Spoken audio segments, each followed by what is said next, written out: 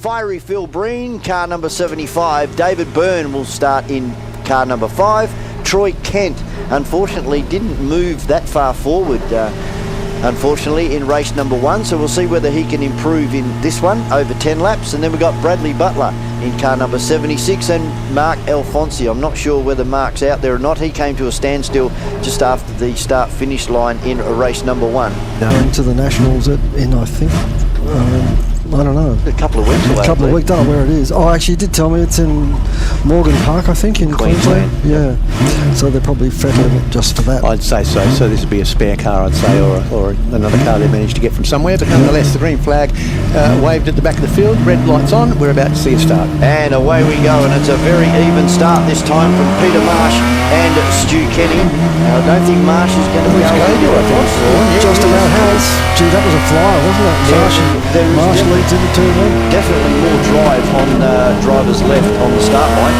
We've seen that multiple times here this afternoon, but Peter Marsh, it's the first time that Peter's been out in front of a HQ field for quite some time. Certainly is, and he's going to stay there on the inside. He's going to project that line as they go into turn 4, and they've got, I think that might be Mark Watkins in the grey car right on their tail, and then car number 23, current state champion Dennis Russell, and then Gagala cars right on their tail as they go over the top of the hill and down the old pit straight towards turn 6. That was all the bump drafting happening on the exit of turn number 4 as they headed up the hill towards 5. These cars are renowned for pushing each other forward, particularly when they're coming up and over the top of the hill. They like to sit right in the boot lid of the car in front. Yep, that's why there's no bumper bars in front seats for HQ Holdens available anymore. No, definitely not. Yeah, pretty soon people will know from their building replica body parts for HQ Holden. Yeah, you'd think someone would have gotten right into that, wouldn't you? As we watch the car come back down again, and look at Watkins as he comes down under brakes and gets down the inside of Peter Marsh. Is he going to be able to make that move stick? You bet your horse he's going to make that move stick. He's taken half car lengths already away from him as he comes out of turn 7. And then we're back to a very fast recovering car number 2 of Michael Howlett back there in 4th place. And he's got Dennis Russell trying to get down the inside of him, and I think he's going to make that almost pay. It's very similar to what happened at the start of the last race, and there was a bit of grip that was found out there by Howlett. It looks like he's done the same once again. Yeah, he's got this, I think, if he just hangs in there side by side. But Howlett's got it. Yep, absolutely. And then we're back to car 62 of Bo Pangler and then Todd Faulkner on the orange car as they head up through turn 4 once again. Behind the orange car of Faulkner, car 24, that's 75 of Phil Breen. Behind him, Troy Kent in number 3, David Byrne in 5, and Bradley Butler rounds out 11 cars here for our Holden HQs. Yeah, absolutely. And they're all over the other side of the circuit all at once, and we're looking at our monitor, and they're all pretty much line astern going through turn 6, all behaving themselves well and making it a nice clean exit so they can try to do a bit of drafting up over the top of the hill. And once again, crest at the top of the hill. Good lead, Stewie Kenny had 6 tenths on the last lap. I reckon it's a bit more than that now, as once again Watkins comes under fire from Marsh. Yeah, well, he's there for second place, isn't it? It is indeed, and Watkins makes his way through the corner. I'm looking at the back of his car. He's got Walker the Blocker written on the back of the car, and that's exactly what he's doing at the moment, is blocking that move behind him before so he can maintain that second position. Of course, that's slowing him down, as the fastest lap of the race was our race leader, Stewie Kenny, with a 16.6, and that's 5 tenths of a second faster than the guys in second and third. So that's what happens when you dice, is you well and truly slow yourselves down. Troy Kent's just put a move on Phil Breen in 75 and got a position, so he's only 3rd, 4th last now. So moving forward, that will put him up into 8th position, is Troy Kent in car number 3. Kenny's making every post a winner. He look at the fastest laps. He's the quickest laps of 1:16.6. The guy in second place is at 1:17.19. So best by half a second almost between the two. Yeah, absolutely, and that's where he's making every post a winner at the moment. Although, having said that, Watkins looked like he was released a little from Marsh as they disappeared over the other side of the circuit. Looked like he'd just broken that toe just a little bit, but it's back again. so Marsh, that's where Marsh's strength seems to be, on the other side of the track through turn 6. So that's where he seems to gather it up, and then from here onwards, Watkins pulls back away again. So it's an interesting how the cars are set up, or the way they're being driven, or whatever, because they seem to have their strengths in totally different places on the circuit. Certainly does. but Peter Marsh looking for a run up the inside of Mark Watkins into turn number 1. He's just content to sit in the boot lip and drive around the right-hander at the end of the main straight here at Carco Raceway. But Michael Howlett and Dennis Russell, if something goes wrong in front, these guys are going to be right in the box seat. Yeah, they are. But as I said, have a look at Watkins already. He's already driven away one or two car lengths from Marsh, and I don't know if it will get bigger as I go up through here. It doesn't look like it has so much this lap as it did last lap, but it does seem to be where the strength lies for Watkins. It's from around turn 1 up through to around turn 4 up through the S's there. Yeah, so just keep an eye on him going down in turn 6, but I don't think there's going to be any change in the position. There is. Well, I think that's Marsh down the inside. Yeah, I think Marsh has just gone down the inside of Watkins. We'll see if he can make that stick down the back straight now and head up towards the top of him. I think the next two are going to change position as well because they were side by side. That'll be Howlett and Russell. So there's Stuart Kenny in car 72. So it's side by side Peter Marsh and Mark Watkins. So Marsh has got second position back. Behind Watkins is going to be Dennis Russell, and then Michael Howlett's just staying in 5th position now. Yeah, he's almost like he's watching to see whereabouts he can make his move, and he's pretty calculating guys, Michael Howlett. He knows how to get around the circuit quickly in HQ, and I reckon that he's having a look at these guys in front and thinking, whereabouts have I got a strength that I can put this car down the inside of these guys? Yeah, they're sitting very close, 3rd, 4th and 5th now with Richard touching. There goes Howlett trying to go up on the outside of, I think it's Russell. That's not going to work. No, that doesn't work, that move down there. Not when you're in very equal cars like what these guys are. Yeah, they take up a fair bit of load, HQ Holden. Yeah, they would do. So it looks again like Marsh is just starting to pull away from this battle, and Watkins now well and truly under fire from Russell and Howlett, very close to the back of those guys as well. A bit further behind them is Bo Pangler, and then we've got Troy Kent and Faulknell, then we've got Breen, Byrne and Butler, and the fastest lap is still that 16.6 that's happened on lap 2. We're out on lap 4 of 10. If we have a look at our point score at the moment, because Stuart Kenny, winner of race number 1, he's sitting pretty on 50 points at the moment from Peter Marsh in the 40 points, and then a great battle Watkins and Russell on 35 and Michael Howlett on 32 and Bo Pangler on 30. So very, very close, but look at this, Dennis Russell, and that's not Howlett around, yes, that's Watkins around the outside, and Howlett trying to go down the inside of Dennis Russell. So Dennis looking forward, backwards and sideways. He certainly is, and have a look at Howlett and where he's placed the car down here. He wants Watkins down into this corner. I don't think he's going to get him, but nonetheless, Watkins is going to fall out on the outside of here. I think Dennis Russell's going to take that position and does so, and now Watkins is going to fall into the clutches of Michael Howlett. The cars are so even, aren't they? There's no one car out there that's been a real standout besides Stuart Kenny. He's been able to get away because these guys have been battling behind him, but these cars that are battling behind them, nobody's got an advantage. No, absolutely not. It just goes to show you don't need to have an enormous field to have some good racing, and it's certainly good racing that we're seeing for second position in this HQ area. Yeah, it'd be good to have another 10 of them out there on the grid like the good old days. Yeah, well, we used to have full fields of these cars way back in the early 90s, and 25 to 30 cars at every event, a bit like what the XLs are like these days. Yeah. But as the cars get older and the parts get more scarce and people get older and move on to different things as well, and unfortunately we're down to a reasonably minimal field these days. And Dennis Russell once more goes down the inside and has got Peter Marsh for second position.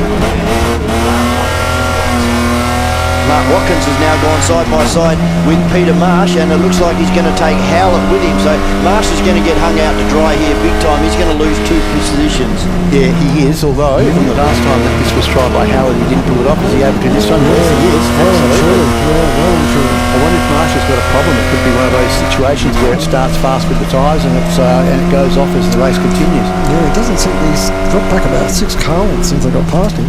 Yeah, they have indeed. So now it's Dennis Russell in second place, and then Walker Watkins, and then we're back to our state champion of a couple of years ago of Michael Howlett. So going down in turn 6. I don't think anyone's going to catch Kenny from here, guys, but from their back there's still a lot of interest. Virtually nose to tail going around quarter to quarter. the second, third, fourth and fifth place cars. Just having a look at the lap times there from Stuart Kenny. Did a 16.4 on the previous lap and a 16.6 that lap. So only 0.2 of a second difference. Oh, we've got a three-way battle here for second. It looks like Watkins has now gone down the inside of Dennis Russell on the outside, and Michael Howlett in car number 2 right into the boot lid of both of these. So he'll be applying the pressure, and look at Howlett up the inside of Dennis Russell. Now he's going to repay the favour and hang Dennis Russell out to dry as they head down into turn number 1. Yeah, absolutely. And Howlett now starting to make his way forward, and he's going to take the third position here, and then he's only got one more that he needs to get past to take second position, and that'll be a front row grid start for the last events.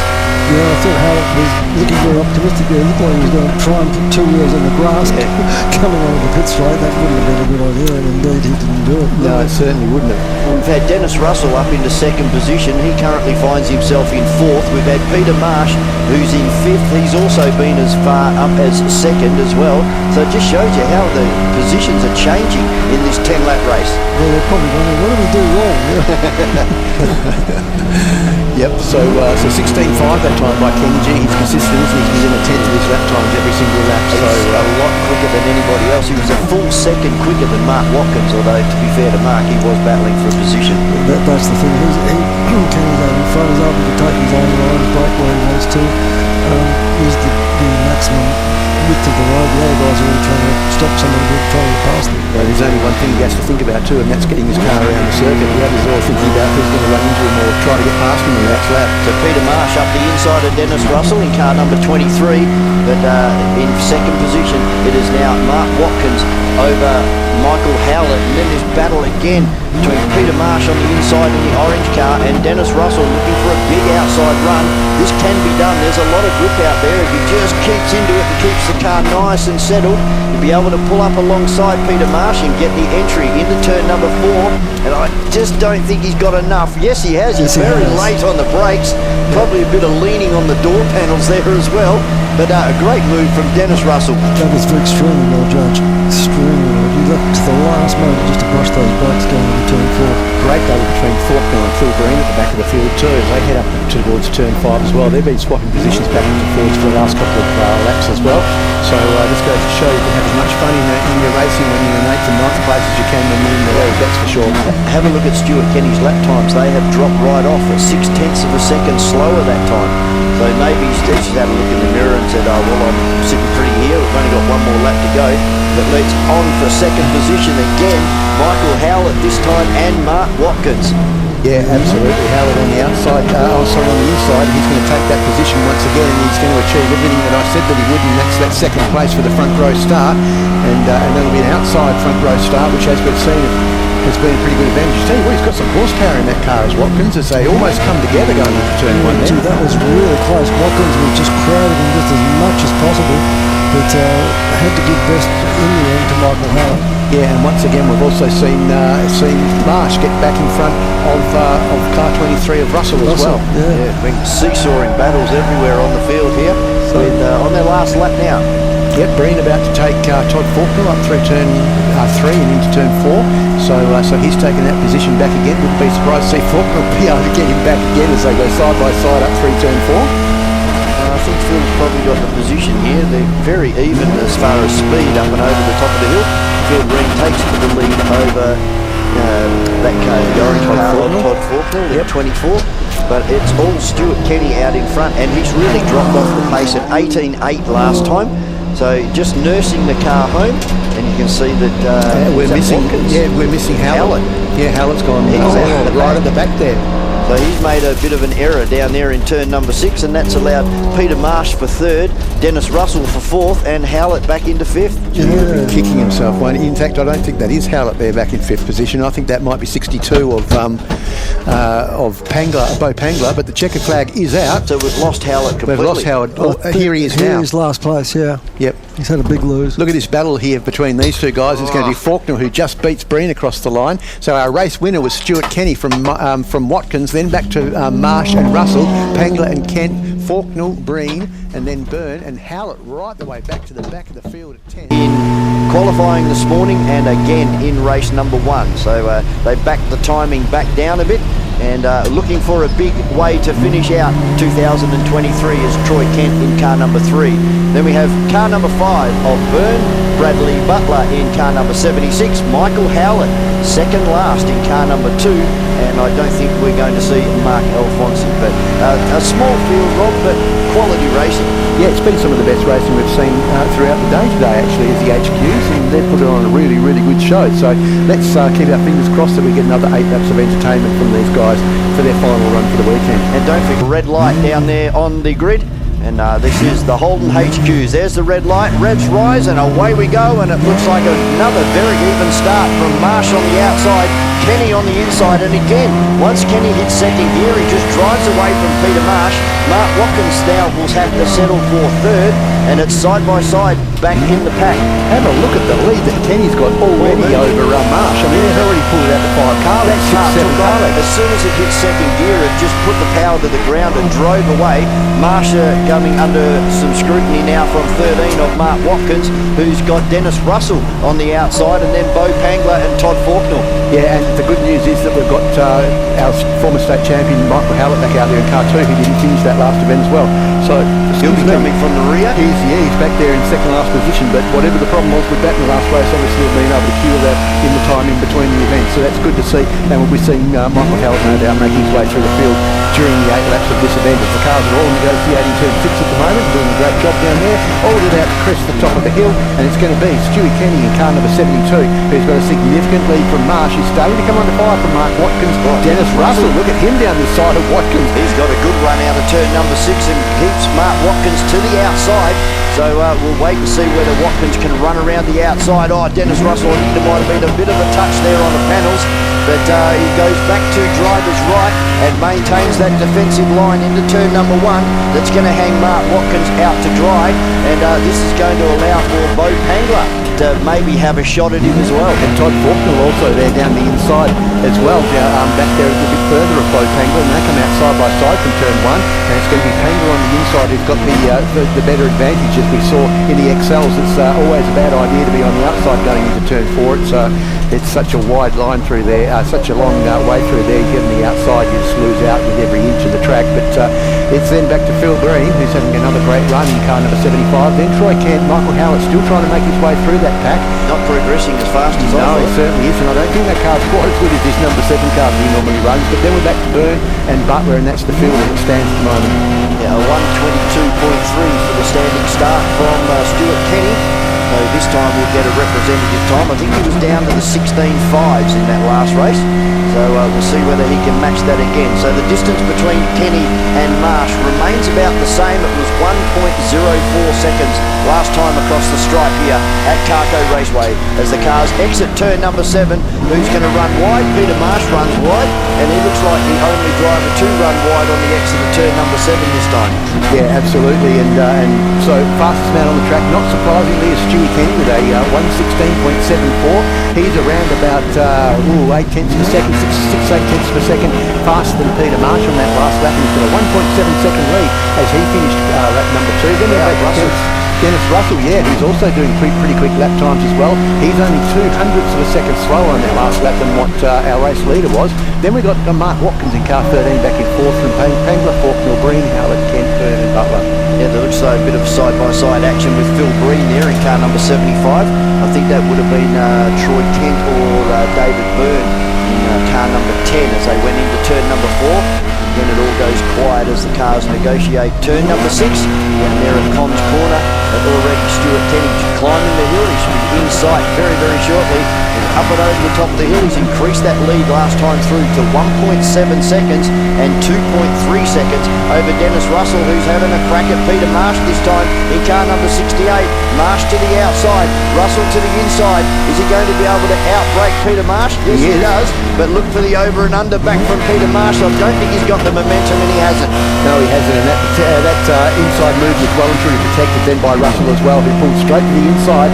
Peter Marsh looking for an outside run, so he'll get a quicker entry into the corner and will be on the traditional race line, but he's not going to be able to do anything with that because he's got a bright blue number 23 of Dennis Russell in front of him, stopping him from getting any further progress. They got Mark Watkins, Bo Pangler and Todd Faulkner having a good battle there as well. And then we go back behind. Faulkner will be Michael Howlett, Kent, Breen, Byrne and Brad Butler round out our 11 runners in this one, and unfortunately for Mark Alfonsi not partaking in the start. No, unfortunately he had somewhat of a fire in the cabin of that car in the first event. There's been a lot of the electric wires under there, so he's not able to get out there again, which is a big shame for Alfonsi. He did a lot of work on that car to pretty it up and give it a new paint job and everything, and he's not had very much luck since then. He'll be wanting to put a bit more blue and red on it again, I think. Yeah. It seemed to be a bit better when it had the blue and the red on the yellow as well. But race leader, there's still Stewie Kenny. Over the top of the hill he comes. No one's going to be able to do anything about him, particularly when they're battling for second place, like what Russell and Marsh are, as Marsh is looking for an outside move down into turn 7 this time. Nose to tail as they head into turn 7, and they're starting to move past. Oh, that was a bit of a mess up there from Dennis Russell, and he's thrown that away, hasn't he? He certainly has. He's cost himself about 3 car lengths on the exit of turn number 7. So Marsh in 68 now takes over second position. Then we go back to Dennis Russell and Mark Walker-Watkins. Then Bo Pangler. Behind Bo Pangler is Michael Howlett, now moving up into P6. A 16.8 from Michael Howlett and a 16.4 from our leader, Stuart Kenny. Yep, so very close in the lap time still, and this battle for second place definitely isn't over. They're halfway through the event, 4 down, 4 to go, and Dennis Russell's still right on the tail of Phil Marsh as they head up through, Peter Marsh, sorry, as they head up through turn 4 once again, and also a good bit a little further behind with Watkins and Pangler right next to each other. Michael Howlett has now made it up into 6th position, so he's on the move forward as well. But I really thought he would have been up, 3 or 4 by now. Yeah, look, as I mentioned earlier, I just don't think that car's quite as good as what the one that is normally driven. And as John mentioned, they're getting ready for their nationals, so that car is probably on a trailer up having been fettled and tucked away, ready to go. And how's this lap time? A 64.2 is the fastest. A 16.42 is the fastest, and last time it was a 16.45 from Stuart Kenny. How consistent is this guy? He's got his car on tap. Yeah, he's absolutely at one with this car, isn't he? And so car 23 of Russell's managed to get past Marsh again. Now Marsh coming under 5 from Pangler, and I suggest that Pangler's going to take that position from him down to turn 1. Yeah, that's Watkins in 13, I think. Is it? Yeah, behind Dennis Oh, Russell. you're quite correct. It's got Pangler written on the car, but it's got a line through it. Yeah, sorry about that. So that is in fact Watkins in car 13, and he's managed to get past and put Marsh back into 4th position, and he's now out chasing car number 23. Oh, that was close on the entry into turn number 4. There's Peter Marsh just drifting across that rise where all cars get very, very light. Doesn't matter what you're driving, the car really crests the hill there and gets very, very light. And sometimes they get a little bit squiggly, as we've seen some high-speed offs there at the end of the S's. Yeah, one of the best parts of the track there. You get a fair bit of speed behind you before you get up there, and get, as you say, very, very light. And the moment that you get the car straight, you get back on the brakes again as hard as you can into turn 4. So very exciting part of the circuit as the leader once more over the top of the hill. He's about to complete his 6th lap, so he'll be 3/4 of the way through the event. But look at this, 2 battles happening behind. The battle for second is Watkins trying to get his way down the inside and being successful at doing that on Dennis Russell, sorry. And also a little bit further behind with Howlett. Do have Howlett, who's made his way now past Marsh and into 4th position. Yeah, Marsh is going backwards in a big rate of knots here. He was in 2nd position, now finds himself down in 5th or 6th. So in 5th position now is car number 68. But a great battle raging and an awesome race here again from the Holden HQs. A small but quality field. Yeah, fastest lap of the race that time was our race leader once again, with Stewie Kenny out there in a 16.2. And he's got a 6.4 second lead. I mean, that is just unheard of. 16.2, yeah, unheard of in HQ Holden that someone should have that sort of a lead. We haven't seen that for a long, long time. But now we've got Mark Watkins in 2nd place, and he's just in front of Russell, who's now under a lot of fire from Michael Howlett in car number 2. Peter Marsh, as I said, he's been the big loser in this one in car number 68. Was running in 2nd and started on the front row. He's now back in 5th, and I think Brian Pangler might have something for him as well in car number 62. Then we go back to Faulkner, Troy Kent, Phil Breen in 9th, David Byrne in 10, and Bradley Butler in 76. I wonder whether or not Marsh has maybe put the advance forward a little bit too much as well, and is starting to overheat just a little bit and is losing a little bit of power out of that car as a result. It could be. But here they are, the 4 of them, all together down to turn number 7, and at the moment it is still Watkins from Russell back to Howlett and then Marsh, and then Bo Pangler starting to close down on them, and a little bit of a gap back to a really good battle also a little bit further back between Kent and Faulkner, and Faulkner's had an up and down day as well, that's absolutely for sure. Phil Breen's having a lonely run, he's had some pretty good guys throughout the day, but he's out in the zone at the moment. And then we've got Burn in car number 5 bringing up the rear of the field. Now the battle is on for second. 4 cars battling for second position. Dennis Russell holding in third at the moment. It's Mark Watkins in car 13 in second position. And behind him, Michael Howlett, a recovery run this time. Currently sitting in fourth position. Peter Marsh in 5, Pangler in 6, and Troy Kent rounding out the 7. And you talk about consistency, we were talking about that with Stewie Kenny throughout the day as well, and he's within a tenth of his fastest lap time on that last lap as well. He's been in the low 16s for the entire event, and you can't go past this guy for nomination for our competition driving club as well. He won it at the last round too by another stellar performance at the last round. And look, if you're the best on the day, you're the best on the day. And you can, if you do that for 8 race meetings in a row, you do it for 8 race meetings in a row. That's it. Leaders back over the top of the hill. Have a look at this battle for second place. This is their last lap as well, so he knows it's Stewie Kenny. Gets the car into a big drift on the exit of the corner. But this battle for second place looks like it's going to be settled in the favour of Mark Watkins as he crosses the line in second place, just in front of Dennis Russell, and then back to Michael Howlett and Marsh, then Pangler, Kent and Faulkner crossing the line now. Faulkner got Kent in fact on that last lap, so he's finishing in 7th in front of Kent. Then back to Phil Breen, and at the back of the field, Burn.